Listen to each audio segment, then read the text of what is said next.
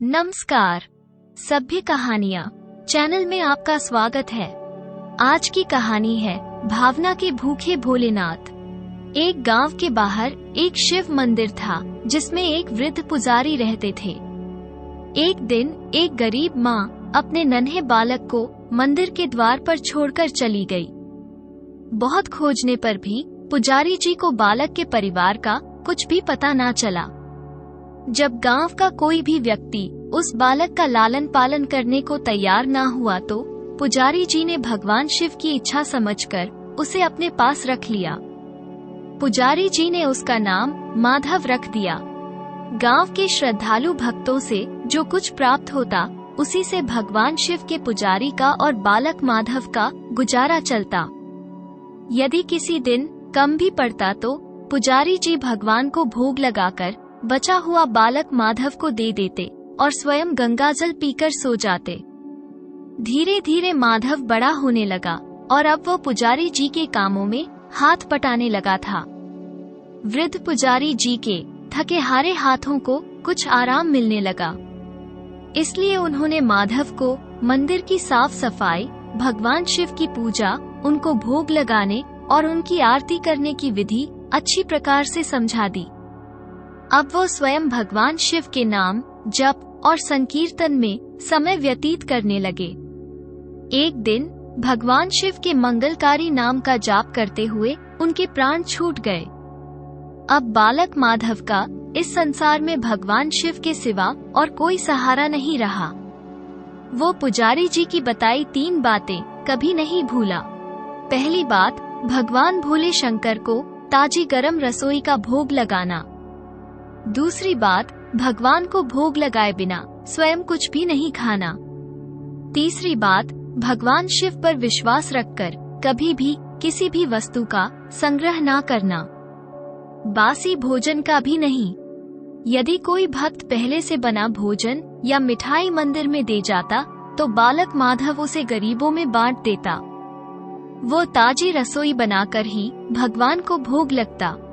उसके बाद स्वयं प्रसाद ग्रहण करता और सभी में बांट देता। यदि रसोई बनाने की सामग्री नहीं होती तो भोले बाबा और भक्त माधव दोनों गंगाजल पीकर ही रह जाते। एक बार बरसात का मौसम आया और 3-4 दिन तक मूसलाधार वर्षा होने से मंदिर में एक भी भक्त नहीं आया। माधव अपने भोले बाबा को गंगाजल का ही भोग लगता और स्वयं ही पीकर रह जाता। भोले बाबा माधव की भक्ति और सहनशीलता की परीक्षा लेते रहे, किंतु आखिर में अपने भक्त को भूख से तड़पते देखकर उनसे रहा ना गया। वो सेठ के नौकर का रूप धरकर हाथ में भोजन सामग्री की पोटली लेकर वर्षा में भीगते हुए मंदिर के द्वार पर जा पहुँचे। उन्होंने आवाज लगाकर माधव को बुलाया और उसके हाथ में पोटली देते हुए कहा कि सेठ जी ने ये भोजन सामग्री भेजी है, इससे रसोई बना भगवान को भोग लगाओ और स्वयं भी प्रसाद पाओ। मैं कल फिर आऊंगा। भक्त माधव ने आशीर्वाद देकर उसे विदा किया और सुखी गीली लड़कियों के धुएं में गर्म रसोई बनाकर भोले बाबा को भोग लगाया। पूरे बरसात के मौसम में भोले बाबा नौकर के रूप में भक्ति माधव को भोजन सामग्री देने आते रहे और स्वयं भी गर्मा गर्म रसोई का भोग पाते रहे। एक दिन भक्त माधव ने सोचा कि सेठ जी को भोजन सामग्री भेजते हुए 4 महीने हो चले हैं, किंतु वे स्वयं कभी मंदिर में भोले बाबा का प्रसाद ग्रहण करने नहीं आए। अगले दिन जब भोले बाबा नौकर के भेष में भोजन सामग्री की पोटली देने आए तो माधव उनसे बोले, भाई, तुम्हारे इतने धर्मात्मा सेठ जी कभी स्वयं मंदिर में प्रसाद लेने नहीं आए। इस कारण मेरा हृदय अत्यंत दुखी हो रहा है।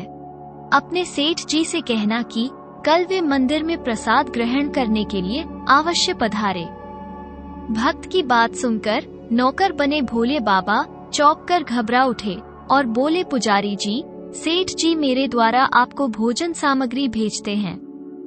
आप इसे भगवान को भी भोग लगा लेते हैं और स्वयं भी प्रसाद पाते हैं, फिर सेठ जी को बीच में बुलाने की क्या जरूरत है? जैसा चल रहा है वैसे ही चलने दीजिए ना। माधव बोला, ऐसे कैसे चलने दो, आपके धर्मात्मा सेठ जी इतने दिनों से भोजन सामग्री भेज रहे हैं। क्या मैं उन्हें भगवान का प्रसाद देने का अपना कर्तव्य भी पूरा ना करूं? मैं किसी का उधार खाने वाला नहीं हूं। अपने सेठ जी से कह देना कि यदि कल भोले बाबा का प्रसाद ग्रहण करने नहीं पधारे तो मैं उनकी भोजन सामग्री लेना बंद कर दूंगा।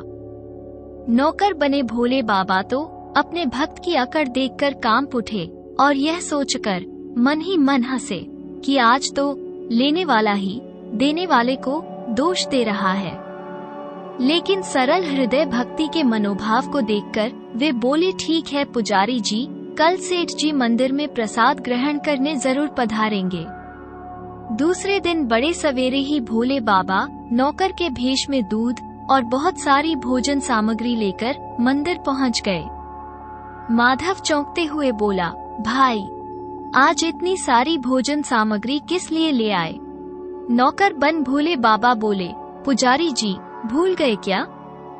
आज आपने सेठ जी को प्रसाद के लिए बुलाया है, इसलिए आप रसोई बनाए और भोले बाबा को भोग लगाइए। ये बता दीजिए कि सेठ जी किस समय पधारे? माधव ने प्रसन्न होकर उन्हें सेठ जी के आने का समय बता दिया और भक्त माधव की इच्छा पूर्ण करने के लिए भोले बाबा कैलाश पर सेठ का रूप धारण करने लगे। इधर अपने स्वामी को एक प्यारे भक्ति के जहां दावत पर जाने का समाचार सुनकर ममतामयी अन्नपूर्णा माँ पार्वती भी भला कैसे पीछे रहती। वो भी पति की आज्ञा लेकर सेठानी का रूप धारण करने में जुट गई। भोले बाबा ने अपने गले से मंडों की माला उतार दी, शरीर पर लगी भागांबर और कानों में पहने सांप के हार भी उतार कर रख दिए।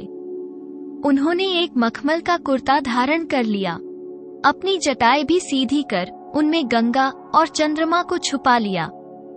एक सुंदर सी रंग बिरंगी पगड़ी पहन ली। हाथ का त्रिशूल और डमरू भोले बाबा ने नंदी के हाथ में थमा दिया। पार्वती जी के तैयार होने की प्रतीक्षा करते हुए कैलाश पर चहलकदमी करने लगे। पार्वती जी ने सुंदर बनारसी साड़ी पहनी, जिसका रंग सेठ बने शिव जी के कुर्ते से मेल खा रहा था।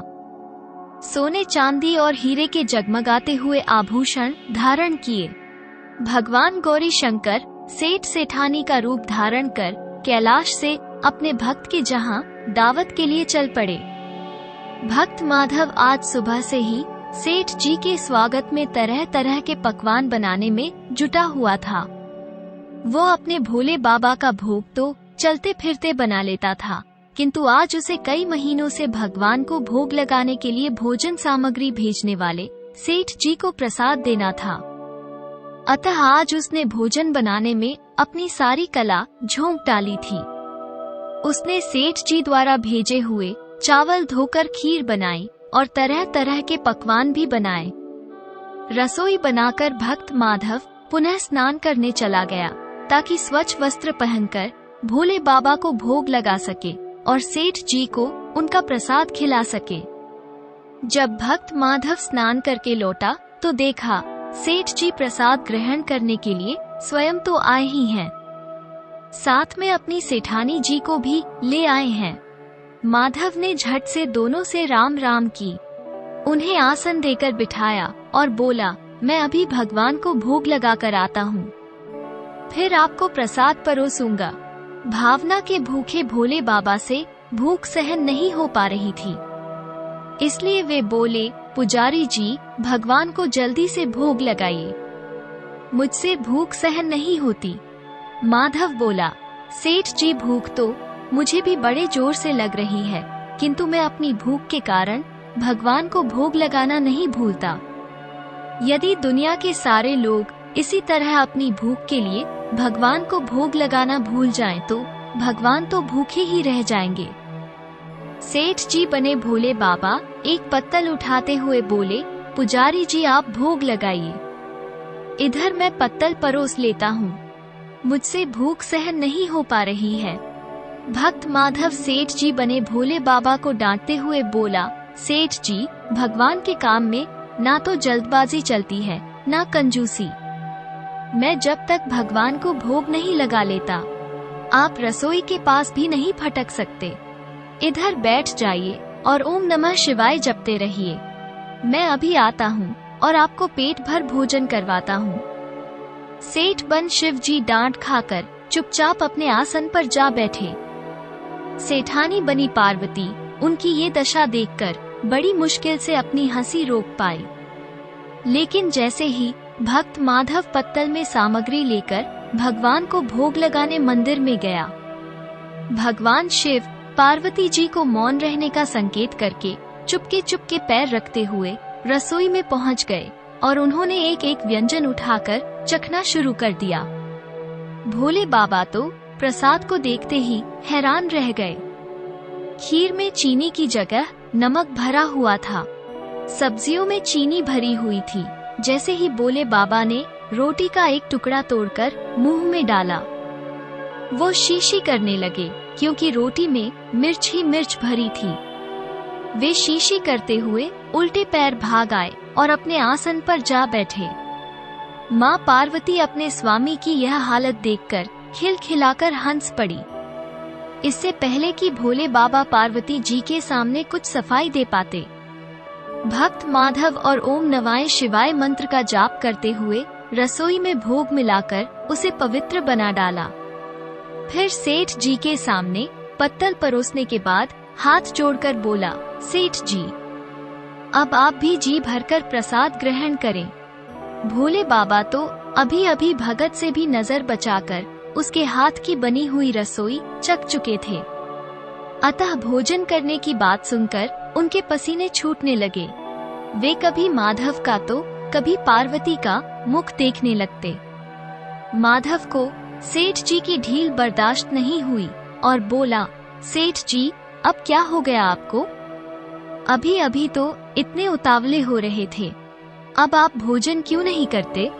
तभी तो माता जी भी प्रसाद ग्रहण करेंगी और फिर मैं भी प्रसाद पाऊंगा।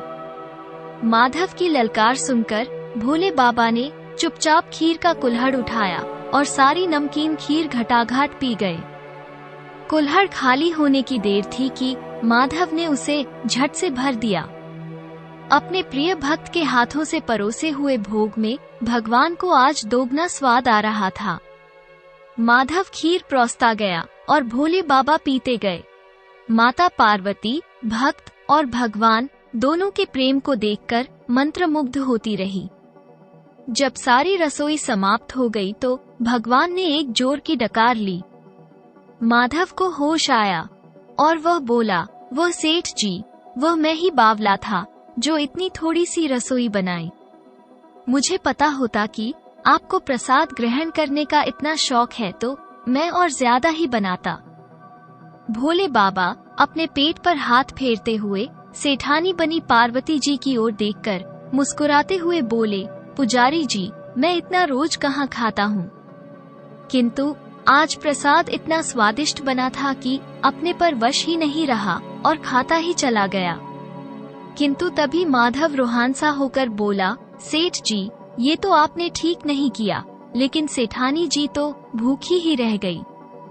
ममता में ही पार्वती माँ से माधव का रोहानसा मुंह देखा नहीं गया। उन्होंने बची हुई खीर की 4 बंदे खा ली। भोले बाबा द्वारा भोग लगाने से प्रसाद में अद्भुत अलौकिक स्वाद भर गया था। ऐसी सुगंधित और मीठी खीर चखकर जगत माँ पार्वती तृप्त हो गई और उनके तृप्त होते ही सृष्टि का प्रत्येक प्राणी तृप्त हो गया। भक्ति माधव बोला, सेठ जी, आपने और माता जी ने प्रसाद ग्रहण कर लिया, इससे मुझे अत्यंत संतोष हुआ है। समझ लीजिए कि आप दोनों द्वारा प्रसाद ग्रहण करने से मेरा भी पेट भर गया। मेरी तो वैसे भी महीने में 4 एकादशी हो जाती है, किंतु मैं भी एक दाना ले ही लेता हूँ, जिससे कि भोले बाबा के प्रसाद का अनादर न हो।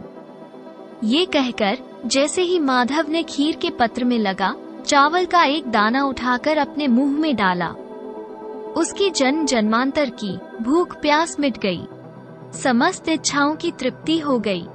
उसके ज्ञान के नेत्र खुल गए और उसने देखा कि उसके सम्मुख त्रिलोकीनाथ भगवान शंकर और जगत जननी माँ पार्वती आशीर्वाद की मुद्रा में मुस्कुराते हुए खड़े हैं। माधव दौड़कर उनके चरणों में गिर पड़ा और बोला, प्रभु, आज मैं आपके दर्शन पाकर धन्य हो गया।